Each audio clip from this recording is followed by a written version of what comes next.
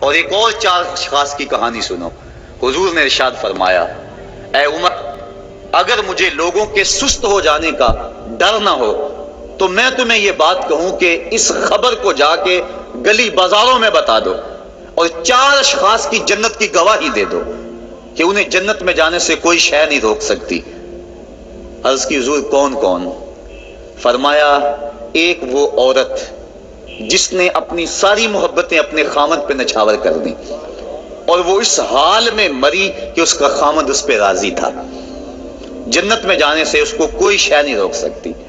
اور دوسرا وہ شخص جس کے بچے زیادہ ہیں، ذرائع آمدنی تھوڑے ہیں، لیکن اس نے اپنے بچوں کے پیٹ میں حرام کا لقمہ نہیں جانے دیا، محنت کرتا رہا، اوور ٹائم لگاتا رہا، مزدوری کرتا رہا اور اپنے بیٹوں کے لیے رزق حلال کی تلاش میں رہا۔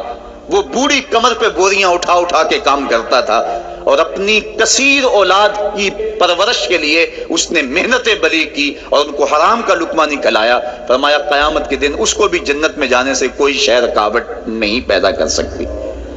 اور تیسرا حضور نے فرمایا، وہ شخص کہ جو اپنے والدین کے ساتھ حسن سلوک کرے اور اس کے والدین اس پہ خوش ہوں، اس پہ راضی ہو جائیں۔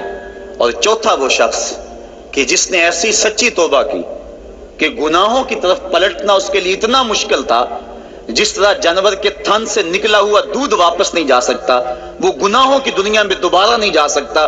تو یہ فرمایا یہ 4 شخص ایسے ہیں، عمر اگر اس بات کا ڈر نہ ہو کہ لوگ سست پڑ جائیں گے تو ان 4 اشخاص کے بارے میں شہادت دے دو کہ یہ دنیا پہ چلتے پھرتے جنتی ہیں۔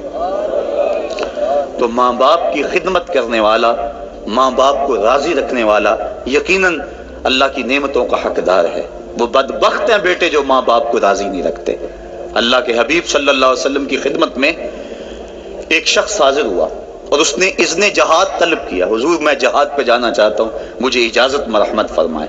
حضور نے فرمایا، احی والدہ کا، کیا تیرے والدین زندہ ہیں؟ قالا نعم، عرض کی ہاں حضور میرے والدین زندہ ہیں۔ قالا ففیہما فجاہد، کہا جا ان کی خدمت کر، یہی تیرا جہاد ہے۔ ماں باپ کو بلکتا ہوا چھوڑ جائے اور آپ جہاد پہ چلا جائے، ماں فالج میں گری ہوئی ہے اور بیٹا تبلیغی گشت پہ چلا جائے، باپ تڑپ رہا ہے اور بیٹا پیر کی چوکھٹ پہ جھاڑو دیتا پھرے، اللہ راضی نہیں ہوگا۔ میں سچ کہتا ہوں، اپنے بھی خفا مجھ سے ہیں، بیگانے بھی ناخوش، کہ میں زہر حلال کو کبھی کہہ نہ سکا کند، بات وہی کہتا ہوں سمجھتا ہوں سے حق، نئے ابلائی مسجد ہوں نئے تہذیب کا فرزند، محمد عربی صلی اللہ علیہ وسلم سے بڑا پیر کون ہو سکتا ہے؟ لیکن حضرت وہ ویسے کرنی نہیں آ رہے۔ آقا کریم اپنے بٹن کھولتے ہیں اور کرن کی طرف، یمن کی طرف رخ کر کے لمبی سانسیں لیتے ہیں اور کہا میں رحمان کی خوشبو پا رہا ہوں۔ ایک دن صحابہ نے پوچھا، بندہ نواز جس کے لیے تڑپتے ہو، جس کی ٹھنڈی ہوائیں آپ کو آ رہی ہیں، وہ آپ کا بڑا پیار کرنے والا ہے؟ کہا ہاں میرے سے بڑی محبت کرتا ہے۔ تو کہا پھر اتنی محبت کرتا ہے تو یمن تو دور نہیں ہے، بلال حبش سے آ گیا، سلمان فارس سے آ گیا، صہیب روم سے آ گیا، اور وہ یہاں یمن سے نہیں آ سکا؟ فرمایا اس کی بوڑھی اور نابینا ماں ہے جس کی خدمت اس کو نہیں آنے دیتی۔ اللہ اکبر۔ اب حضرت اویس کرنی نہیں آئے لیکن خیر التابعین کہلائے، آئے نہیں لیکن حضور ان کی یاد میں تڑپ رہے ہیں۔ اللہ، بلکہ حضور نے فرمایا کہ کوئی جائے اویس بن عامر کو ملے اور جب ملے تو اس کو کہنا میری امت کی بخشش کی دعا کرے۔